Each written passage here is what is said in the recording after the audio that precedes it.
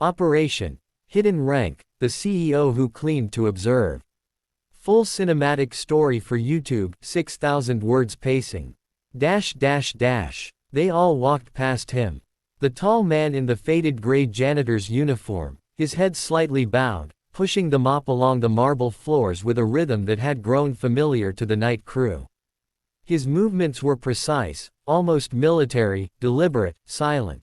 But no one noticed. They never looked long enough to see the faint, disciplined rigidity in his posture, or the sharp clarity in his steel blue eyes.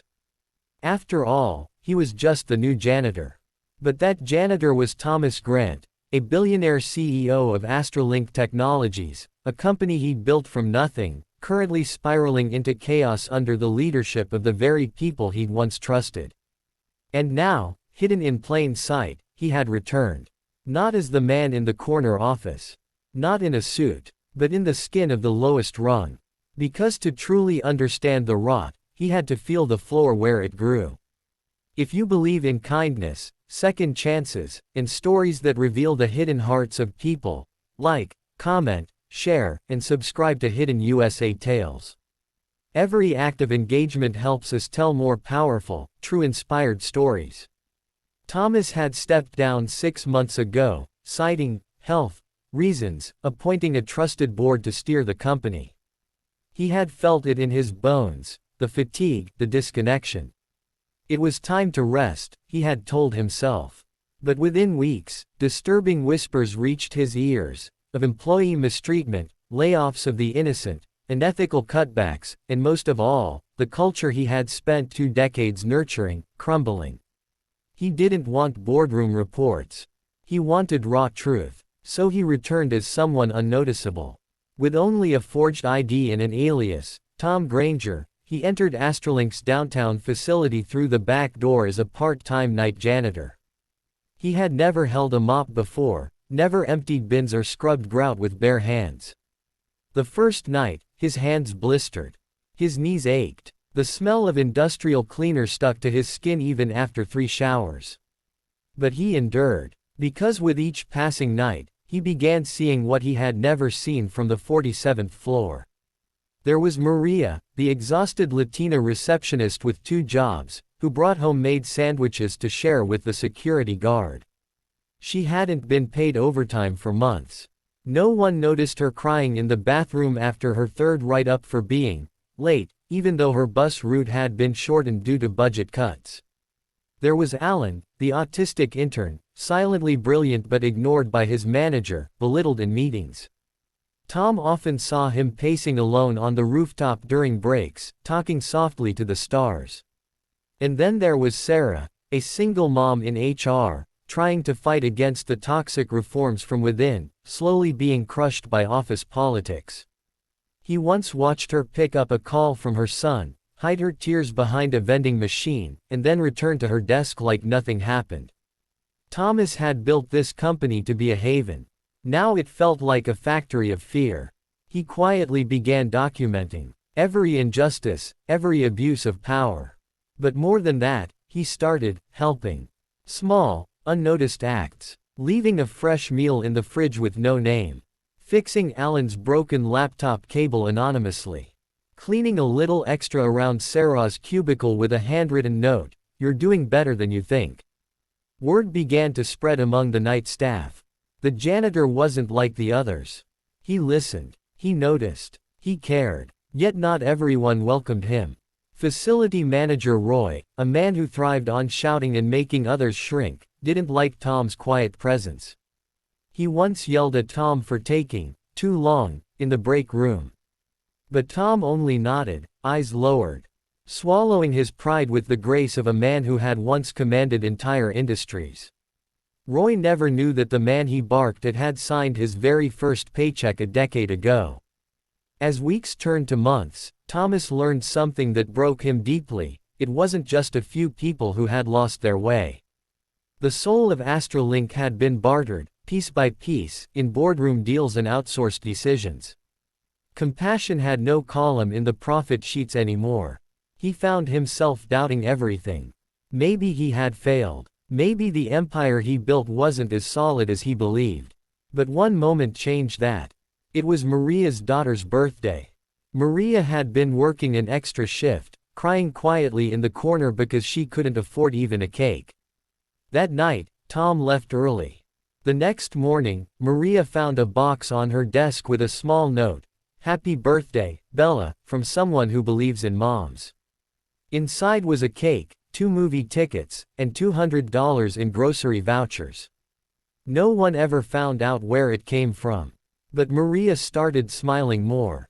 And word spread again. The janitor was a mystery. Months later, Alan was invited to present one of his algorithms directly to a senior engineer, something that never happened to interns. Sarah, emboldened by anonymous letters of encouragement and mysterious reports showing HR violations, finally filed a formal complaint about Roy. 2 other employees backed her. Slowly, like dawn over a battlefield, change began. And then, the final strike.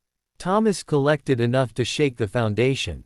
Audio recordings, footage, testimonies, financial documents exposing how several board members had rerouted employee pensions into shadow investments. On the day of Astralink's quarterly town hall, he walked into the auditorium not in uniform, but in a sharp, charcoal suit. As the audience of employees and executives turned to see the familiar yet long-absent face, silence fell like a dropped pin. Some gasped. Some stood. Roy, in the front row, paled. Thomas stood tall. He looked tired, but clear-eyed. Weathered by months of mopping floors, but stronger for it. "I came back," he began, voice steady, "not to take control, but to remember what I started. And what was nearly destroyed in my name." He spoke not as a CEO, but as one of them. He told the story of the janitor. Of the late nights, the whispers, the quiet sufferings. He named no one publicly, but the reports he handed to the authorities afterward spoke volumes. The corrupt board members were removed. Roy resigned within the week. Maria was promoted to lead the new employee welfare program. Alan got a full-time job and mentorship. Sarah became head of our. Thomas. He didn't stay CEO. Instead, he created a new position, Chief Culture Guardian, and appointed someone else to fill it. He chose Sarah. He returned to philanthropy, spending his days visiting shelters, veteran centers, and troubled schools. He understood something now: true leadership doesn't always wear a tie. Sometimes, it wears gloves and smells like bleach. Sometimes, it listens in silence. And sometimes, it mops the floor so others can stand taller. If this story moved something deep inside you, if it reminded you of the power of humility, listening, and hidden heroes, please like, comment, and share this video. Subscribe to Hidden USA Tales so we can keep telling stories that the world needs to hear. Speech balloon comment below: have you ever met someone whose true identity or heart surprised you? We'd love to read your story. Certainly. Here's a continuation that builds on the emotional impact and ties the story together with a deeper, lasting resonance, keeping the cinematic tone steady. After the town hall, the company felt different. Not because everything had magically changed overnight, but because, for the first time in years, people believed it could change. That belief began to show in small but powerful ways. The coffee room, once silent and cold, began to fill with quiet laughter again. Staff meetings started with a check-in, not just numbers. The janitorial team got new uniforms and a lounge space of their own, their names finally included in employee newsletters.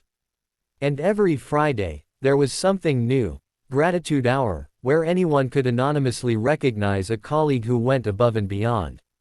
Every week, someone mentioned the janitor. No one forgot. And while Thomas rarely visited the company floor anymore, his presence lingered, not in authority, but in the culture he had reshaped with hands once blistered by labor. There was now a framed photo near the elevators, a picture of a mop leaning against a wall, beside a folded gray uniform. Below it, a simple plaque read, "To the one who watched, served, and cleaned, so we could see ourselves again." Outside of Astralink, Thomas was different too. He started walking more, talking less. He spent time in communities that had been invisible to him before. In one neighborhood, he sponsored a free coding school for underprivileged youth. In another, he helped build a community kitchen in honor of Maria's mother, who had passed quietly during the pandemic. He was richer than ever, not in money, but in purpose. There were moments, however, when the past whispered to him, especially on long drives at night or during early mornings when the streets were empty. He would sometimes stop at rest stations, find a janitor or cleaner working alone, and simply offer a warm cup of coffee. No explanation, no cameras, just two strangers, side by side. Because he knew now, the truest things about a person are often discovered when they think no one is watching. One winter evening, years after that town hall, Thomas returned to the Astrolink building, not as a leader, not as a guest speaker, but as a quiet observer. He stood in the shadows of the parking lot and watched through the lit windows as the new employees left work. A young man held the door for a woman carrying files. Someone handed a security guard a thermos. The janitor walked past, and this time, someone thanked him. Thomas smiled. He turned to leave, his coat pulled tight against the wind. He had come full circle, not to lead, but to witness the legacy of a lesson learned the hard way. That respect can't be demanded. It's earned. That change doesn't start at the top, it rises from the unseen. And that sometimes, the only way to lead is to kneel and clean. Speech balloon. If this story touched your heart, tell us below, what does leadership mean to you? We read every comment, and your voice matters more than you know. Let me know if you'd like a short cinematic trailer script, CO YouTube description, or 5 image prompt scenes for this story.